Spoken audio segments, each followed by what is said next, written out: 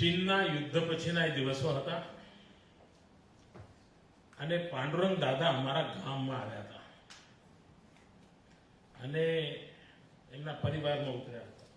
મને યાદ છે કે બરાબર કામ કરતી હશે. અને એ વખતે અમારા ગામમાં સ્વાધ્યાય પ્રવૃત્તિની શરૂઆત હતી અને એમના પરિવાર દ્વારા શરૂઆત થઈ હતી. અને જે નાના નાના બાળકો સ્વાધ્યાય પ્રવૃત્તિમાં ભાગ લે એટલા માટે સ્વાધ્યાય પ્રવૃત્તિ ધીરે ધીરે વિકસેલી પ્રવૃત્તિ છે. એટલે પાછળ જતા પાણી પાથરણું અને પ્રકાશની વાત આવી.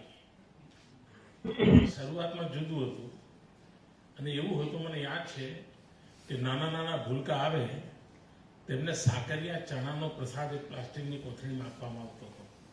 પછી બધું બંધ થયું, પણ શરૂઆતમાં આપવામાં આવતો હતો. એટલે કમ્પલસરી હતું. તમને ગીતાના આટલા શ્લોક